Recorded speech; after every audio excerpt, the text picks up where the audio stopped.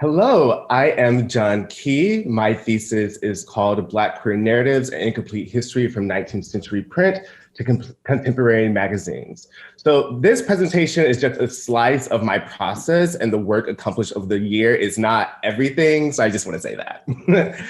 I am originally from Seale, Alabama. My childhood in Alabama established my unbreakable relationship with art and self-expression. My mother, Linda, who's on the call, hi mom, would transform the kitchen table with a repurposed wax Christmas tablecloth. Covered in faded green leaves and red holly berries, the tablecloth turned the table into a craft zone for my twin and myself. Encouraged by my mom and this space for play, I began a lifelong pursuit of art making through recorder classes to piano and trumpet performances, theater plays, pageants. All of my time in grade school reinforced the power of art to not be just a tool of creativity, but a catalyst for community and friendship building. I continued my art education at the Rhode Island School of Design, RISD, for undergrad studying graphic design. Here, in my design history lectures and critiques, I did not learn any stories that reflected me as a Black queer person. A gap existed in the curriculum, void of anyone who looked like me. And while at RISD, I began questioning, what kind of work do I want to make? Why are my white and Korean classmates silent when I present graphic design projects that center who I was? What did it mean to be a graphic designer who was queer, someone from the South? How can my identity be communicated through a poster or a book? How can identity be archived in a design canon that has consistently erased contributions made by people who are not white, straight, or male? The questions that emerged at RISD have created tangible language for me at the intersections of design, education, and identity. To begin, to answer these questions, I fragmented my identity into intersecting and legible containers for myself.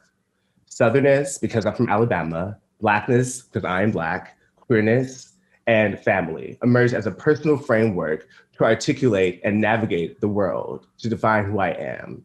These four pillars ground all of my work across disciplines and laid the foundation for the writing and my research. Now I live in Brooklyn, where I'm continuing to question my place in the graphic design canon and how I use my skills to clarify history that is lost. Through teaching at Cooper Union, painting, and running a graphic design studio in Morcos Key, I have been able to make work that reflects my experiences in the world. At the start of this program, I returned back to my Venn diagram and began filling in the blanks and drawing more vocabulary and parallels between each of these groups, which led me to make this larger mind map, filling with historical figures, key terms, contemporary designers, and of course, any editorial containers and magazines that came to mind. As I continued to fill this rubric, starting with things I knew and or had recently researched, I realized that most of my content and interests lied in the overlapping of Black and queerness.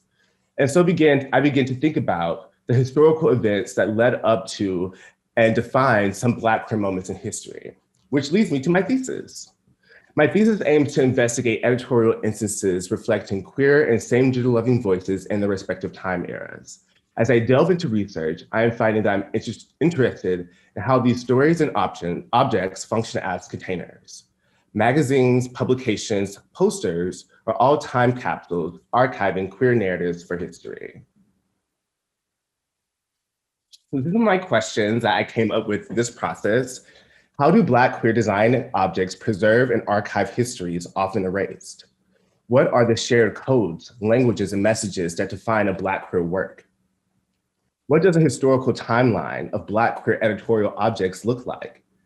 How has the editorial object cleared space for authentic performance and community building for Black queer people? So this is the start of my Black/queer publication timeline. And it starts in the 1820s with the first Black newspaper called the Freedom's Journal, which was in 1827. That was an abolitionist newspaper all the way until present day today. The pink rectangles are gaps that I haven't been able to find yet. Perhaps there are images that are not online and I haven't been able to go to archives because of Corona, or I haven't been able to get to that phase of my research yet. So I started with the Harlem Renaissance, looking at Fire magazine and Harlem magazine, and also starting with my own work as a designer, working with magazines in New York City. But I wondered, what were the stories and people that were Black and queer that came before the first official newspaper? How were the Black queer people living and described? During slavery, when Black folks had very little rights to no rights or agency, what were those stories of Black queer people? So these are the case studies that I used to begin my investigation into reviving Black queer narratives in history. And so I kind of have them broken out in buckets, kind of linearly, starting with Mary Jones, who shares the story of one of the earliest reported, quote unquote, Black trans women living in 1830s New York. Her story was captured in newspapers across New York City, and it was illustrated as a lithograph entitled The Man Monster. Fire, a journal devoted to younger Negro artists, and Harlem, a form of Negro life, are little magazines started by Wallace Thurman and the Niggerati crew during the Harlem Renaissance.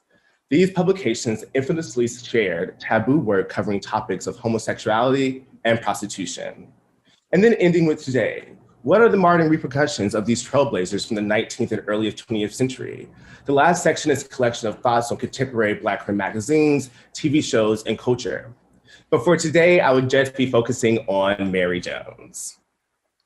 Mary Jones, summarized by the newspaper clippings from the New York Sun in 1836, the New York Herald in 1842, and the Newark Daily Advertiser in 1846, is again one of the earliest reported Black trans women in New York City.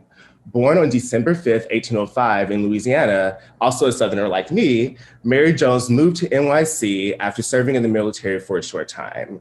The newspaper captures that Jones allegedly stole a wallet with $122 from a man's pocket and replaced it with another gentleman's wallet. 5 days after being arrested, she appeared in court for the crime of grand larceny and was sentenced to 5 years of hard labor at Sing Sing. I have found about 5 articles mentioning Mary Jones over the years 1836 to 1848. Some of the other quotes about Mary Jones that I found in newspapers are, on March 9th, 1842, the New York Herald describes a waddling, mincing gait of a strapping she-darky whose appearance excited suspicions that she was of no good. A description that is both obviously racist and somehow contradictory. Darky is a term originated in the English colonies around 1775 and is a slur-adjacent word referring to brown skin. Mincing meaning a quick steps in a dainty manner, but waddling implies a clumsy swing motion. Strapping, of course, suggests musculariness or broadness of her body. Mary Jones is presented as both womanly and masculine at the same time. Mary Jones, Peter Sawali, alias Beefsteak Pete, was known as a gay deceiver. This was one of the first quotes I found about Mary Jones, actually, as I was searching in New York City newspaper archives looking for the first instances of the word gay. And this is what I found. She is a gay liar. That's what they're saying.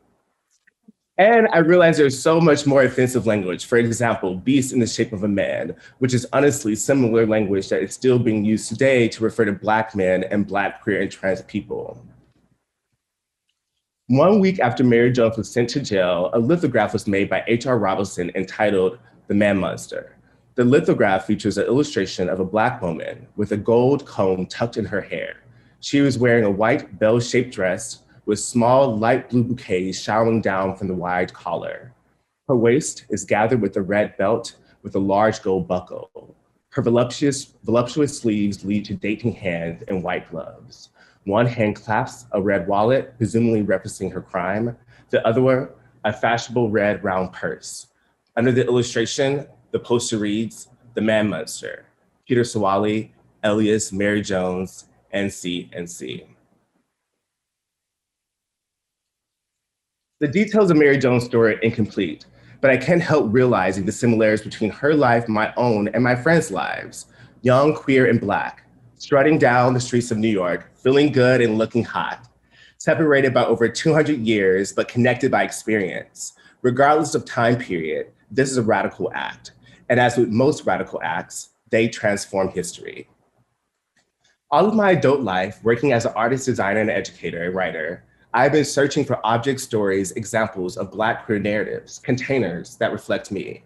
I'm a Black queer person from the South, now living in New York City.